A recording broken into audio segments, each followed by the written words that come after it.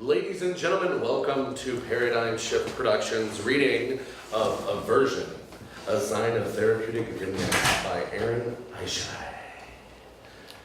Are you guys ready to hear some reading? Yeah. I will let Aaron take it away.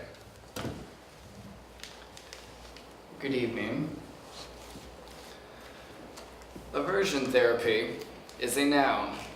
It is therapy intended to suppress an undesirable habit or behavior by associating the habit or behavior with a noxious or punishing stimulus.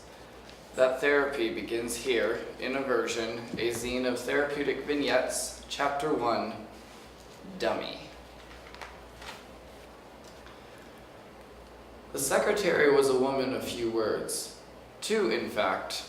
"Go in," she said, without missing a beat in the rap her nails made against the desk. Tick, tick, tick went each note, soft but sharp from the tips that were sawed to a point, their faces varnished in gleaming red. The rhythm was the one of time, every second stabbed with elegant precision under the arch of her fingers before they were allowed to pass into the waiting room over which she lorded. Words were of little use. Why should they be, when time was already sniveling on your side? Owen swung his legs to the hypnotic tune, as he had done so for, judging roughly from the ticks, the past hour. The secretary's curt instruction whisked in one ear and out the other. His eyes continued to flit across the collection of literary curios whose shelves walled the two of the men. He adjusted his glasses and squinted. The room's flickering gaslights made it difficult to decipher the titles, not to mention the caked-on layers of what was best guessed as centuries-old dust. The Most Dangerous Game, The Mighty Fjords of Norway, and Bugs! Owen felt like he was in the dream state of his high school library the night before he had to write a paper, a feeling there were no words for except, "This sucks." But spine after spine, another feeling began to tug his deeper conscience, the one in the dust. Dust is everywhere, Owen thought. It lands on one thing and flies to another, but this dust, it stuck. It was like the book grew it, a new skin. A lot of people have touched these books, their oils left behind for the dust to latch onto. These books tell two stories, one of the text, the other of the essence left behind. There was a lot of essence in this room. Owen felt the notion dawn in the pit of his stomach, when suddenly, across the room, time stopped. Her eyes flicked up. Behind a mask of cat-eye shades, their tacit power lacerated the room, fracturing it into suspension. Legs were dangling in mid-swing. A stupefied jaw was sent slacking to the Adam's apple. The dust flowed to a halt like a curtain between her and the boy, blanketing them with static and silence. Body frozen, Owen felt his lungs constrict into a single, bated breath. Floating flecks stung his cheek as the gaze slowly allowed him to turn back around. "Sit down! Be quiet, listen." Oops, he mentally gulped as the transgression read clearly in framed, bold cursive on the desk. The humiliation rushed him. Why had he forgotten? It was there when he walked in, smack dab square in his face the entire time. Sitting down was easy with these cozy chairs. He was always quiet. Listening, well, he got distracted because I don't know why I'm here or with this lady. Lady in red. The so monikered Rouge Wonder pursed her painted lips into a grin as the wee transgressor met the eyes of the Punisher. She bolstered the neatly halter of her low-cut dress into an indivisible poise of sex and death. The hand that held the time stood still while the other scrawled a pen across a file folder before it too stopped, and the file folder flipped itself shut. The lady flicked a match and lit a cigarette. Annoyance gripped the air as she took a long, crackling drag. Smoke hissed. Have you ever cradled a brain and told it exactly what you wanted it to do? That's healing. Flatly, the lady deigned to speak again. Now! Permissive strength was granted to the dangling legs. Owen rose. The lady rose. Owen stepped back as clack, clack, clack she stepped around the desk, 6 foot tall in her sharp-heeled shoes to his 4.5. In the illusion of panic mixed with a dose of the most certain reality, her cower stretched to the ceiling as she advanced on Owen, reeling him across the room. She raised the cigarette. It purred as she sucked it whole, and with the might of 10 lungs sent a plume of smoke screaming over Owen, who could do little but brace himself as he was engulfed in the acrid mist. The sound of loons ruffled the quiet. Owen peeked up through his fingers, but saw no fowl, just their distant call as they whirled about in the billowy sky. He lowered his hands and swatted at the smoke to no avail. Just wait, he thought. It's going to be a dream.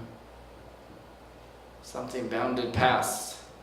It was haunched, furry, and headed for, as Owen looked up, the moonlight the dancing gaslights lent. Too big for a dog, but not really human. Where, what? The thing stopped, turned, fell to its knees. Owen trembled as the thing reared and mournfully howled, pointing not a paw, but a jagged finger straight at his brain. Smoke cleared, the picture faded. Owen was back in the waiting room, staring at himself in a mirror. Below was a doorknob. He glanced up to see the lady, back at her desk, tapping away the minutes and writing another file. It's time to come in now, Owen. We really must begin, a soft voice beckoned behind the glass. With one last moment free, Owen took to his pallid self. This is who I am. He went through the door, and that's all you get.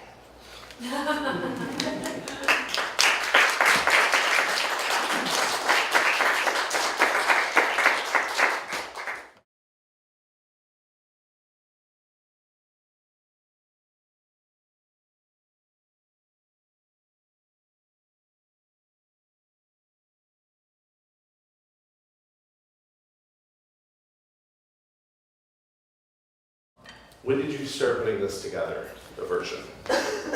AVERSION the genesis of this was about, I'd say about three and a half months ago. It was during a production meeting with my friend Sarah over here that we were coming up with some ideas for a project we're working on that were related to it, and this image of a human puppet came into my head because it has to, what the project we're working on has to do with is about education and manipulation and all of that, and the idea of aversion therapy, and also known as conversion therapy, came into my mind, and it's a incredibly psychologically manipulative means of changing someone, and so this idea of human puppetry came into my head, and at first it started out as just an image and something, but then it turned into, this could be a story. Like there's some, why is someone a puppet? Why is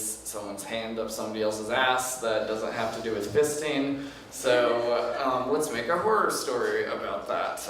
And thus the idea of aversion and making it into sort of an underground published series came about. And what would you say is mostly you're drawn from inspiration? Have it be literary, film, or even is there any kind of music that inspires you to write, or has been something you've been playing or have been going over while coming up with a version? Absolutely, yes. I am a first and foremost, obviously a horror fan, but also a huge Clive Barker fan. He is my idol and inspiration. I've known him for a long time, and his work continues to inspire me to this day. His notions of the body politic, queerness, and just the way he approaches horror in this classical but also incredibly visceral sense was a huge inspiration for this, because the idea of mentally manipulating someone to be something they're not is visceral when you think about it, because you are literally toying with somebody's brain. And so his work was a huge component of this, from not just Hellraiser, but also his books. The way he writes, he's incredibly visual.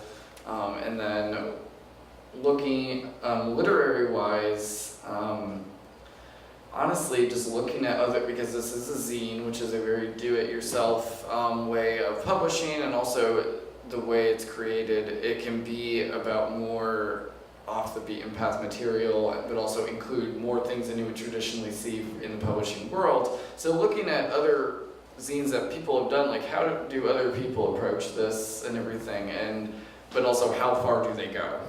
Looking what boundaries they push themselves, and that helped me to be like, okay, no filter on, let's put whatever we want in here and tell a true story.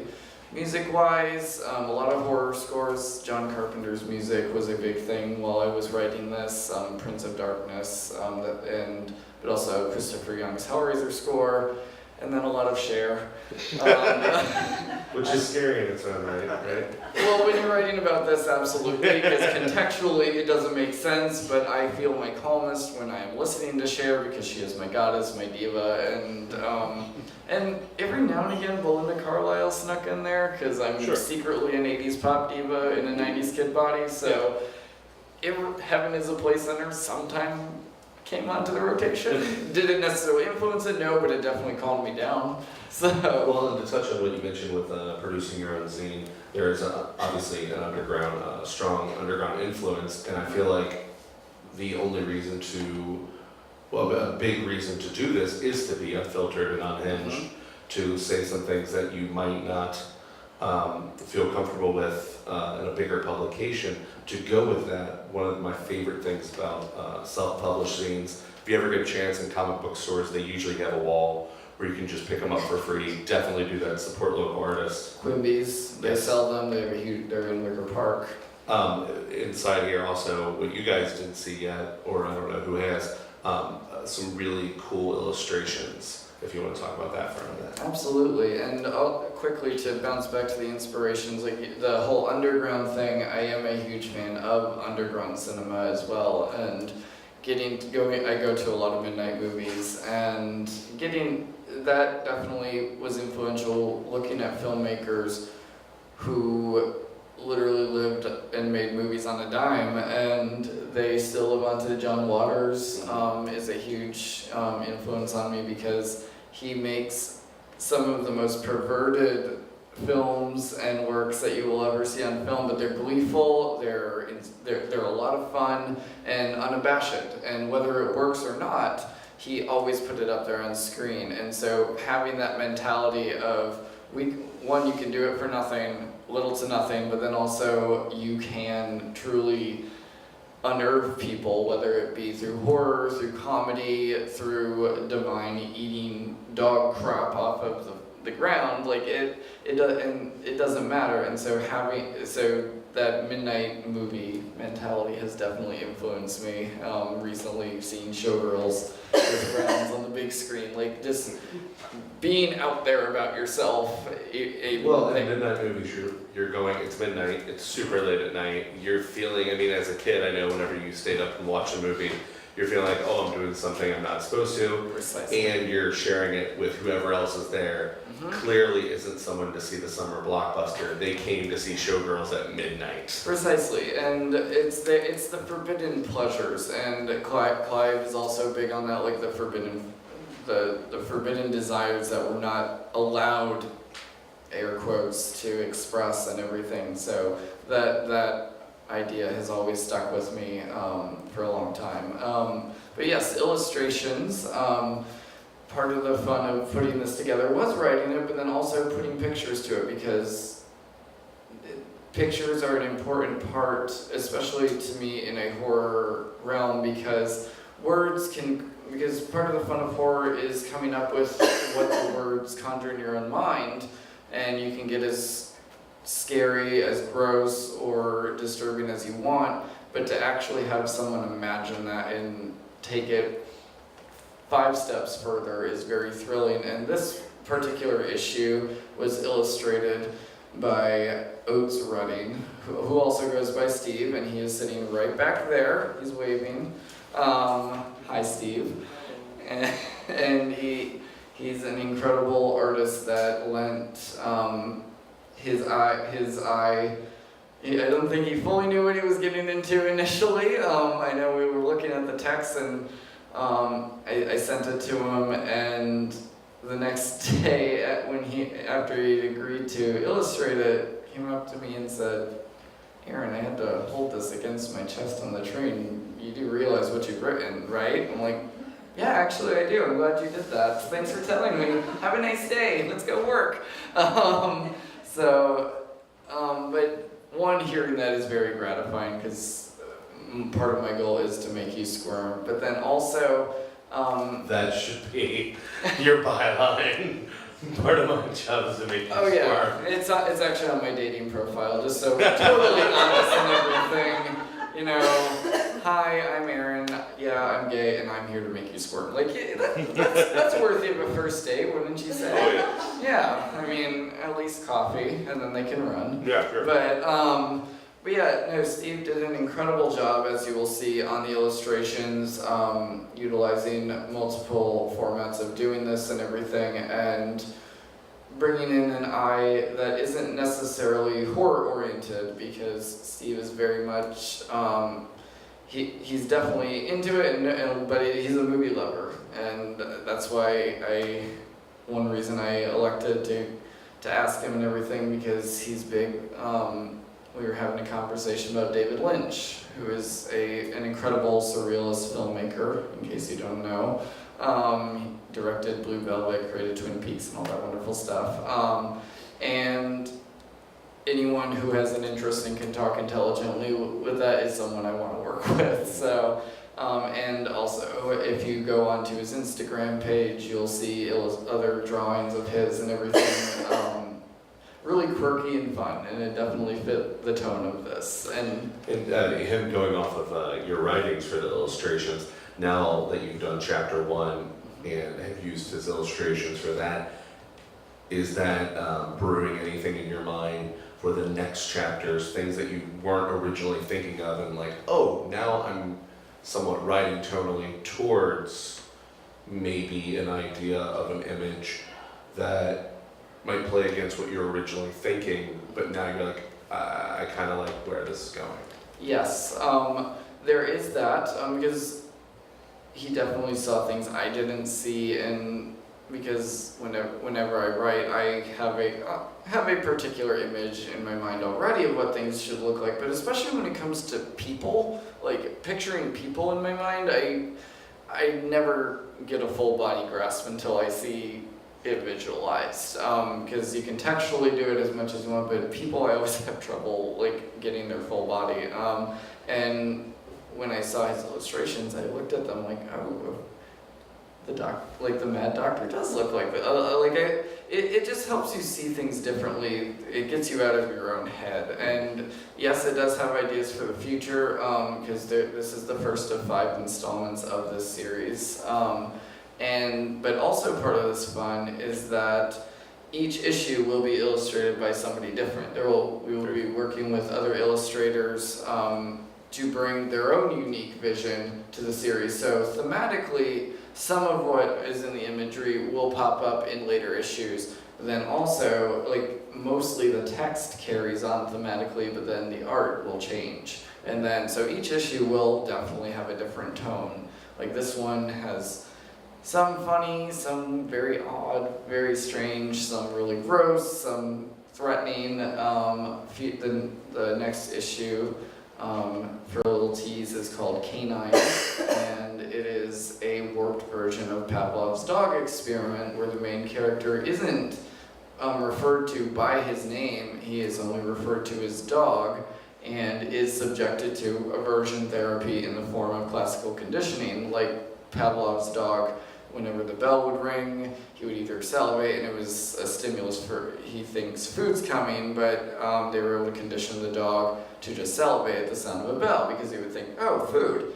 Well, it's applied now to humans with much worse things, and he lives as a dog. And so the text will get darker and just more fucked up as the story goes on, but the illustrations are going to reflect that.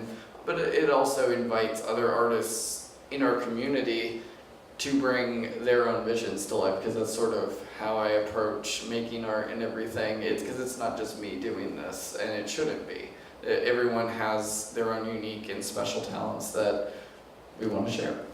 I personally, and I think it's coming back in television, definitely the American Horror Story anthology series dealing with horror. What were some of your inspirations growing up, or your favorite horror anthology? Horror anthology. Well, the ones that I actually was allowed to see by my mother, who is sitting back there, by the way. Say hi to my mom. She made it. But because I discovered horror when I was 8. I snuck in a VHS tape of the original Halloween and watched it on a 13-inch television in the back room of our house in Georgia, where we were living at the time, and watched in the middle of the day. And while I deny it mostly because I don't remember, I apparently had nightmares, a lot of them. I don't know, she does. But I was forbidden to watch horror films for quite a while. Forbidden fruit again. Yeah, exactly. So I, of course, went after them. Yeah, would stay with my grandparent. And this story, by the way, she knows everything, so I'm not like telling untold stories here. I'm not going to get in trouble after this. But I would stay at my grandparents' house during the summer, and they knew, like, my grandpa really knew I liked horror. And he would actually go in. And he also didn't have to deal with the long term of the nightmares. You were there, like, you're scared shit, let's go back home. Yeah, exactly. Yeah, he didn't have to stay for it and everything, but he would go in halvesies on horror DVDs and everything with me. We would go to Barnes and Noble, and I would watch them. He would fall asleep in the chair. Everyone was happy. I remember watching Halloween 6, which was a shit movie, but I still got to see it because it's like, oh, this looks fun. Let's get it. But then they would give me money to rent videotapes of horror films from when VHS was still around. So I got to see a lot of horror classics and everything. But in terms of anthologies, to wrap around there, I've only seen a few, because I wasn't around for Tales from the Dark Side. I've actually never seen an episode of it. I've seen Tales from the Crypt I do love, because, like, Creepshow and everything, based on the DC comics of the 50s, because they're very tongue-in-cheek. They always had an incredible payoff at the end. Like, from Creepshow, The Crate is one of my favorite horror segments ever, with Adrienne Barbeau. If you've never seen it, check it out, it's worth it. And then, honestly, horror anthology-wise, mostly Creepshow, Tales from the Crypt, and I like Tales from the Dark Side of the movie. It has its value. Otherwise, that's really it in terms of anthology inspiration. I like the idea of it, and so I've sort of retroactively been indoctrinated into that idea of, like, a new story each time. Like, it's not a new idea, but it's more, I don't have an intense fandom, actually, in terms of horror anthologies. I see them more as just horror films that I really love. Like, my biggest inspirations come from like Halloween, Hellraiser, the old monster movies and everything. That's where I draw most of my inspiration from. Great. Does anybody out in the audience have a question for Aaron dealing with Aversion or any future projects to come? Can you tell us about the other project that you were working on that inspired the zine?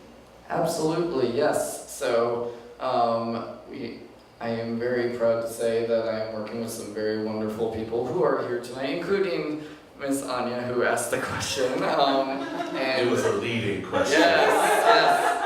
Much like aversion therapy. See, she's on target here. She's Yep. salivating to know the answer. Yes. Ding. So yes, Paradigm Shift Productions has partnered with Bummer Camp Media, who is represented by Anya, Sarah, and Fred here, on a short horror film called Entrance Exam, which deals with the horrors of private education in the modern world, and is launching production next winter. We are currently in pre-production right now and working to raise funds, and we're in pre-production. Catherine Woods, who is right here in the back, is our special effects makeup designer. Some of the sketches you see at her booth in the lobby are actually for Entrance Exam, and she can tell you more about those outside. And Kimber Brightheart, who represents Queers Play Cosplay, is our costume designer and can also tell you more about the project. It's very exciting. And if you guys have any questions about it, you can obviously ask me up here or anytime.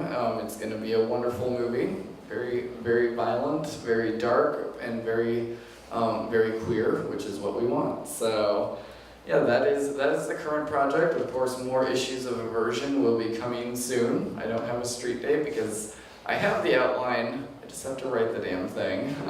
So once I calm down from this, I will sit down and get back at the pen and paper and continue writing more. So, And I think final question for me is after Entrance Exam and maybe after once you've completed all 5 chapters of this, would you ever think about either making this a web series or a film or a collection of shorts to make an anthology? absolutely, it has crossed my mind. The first thing if that came along, that would be lovely. I would also love to work towards making this entire series after its initial run in the more DIY realm that it's in right now, putting it together as an anthology in terms of a book, and put it all together.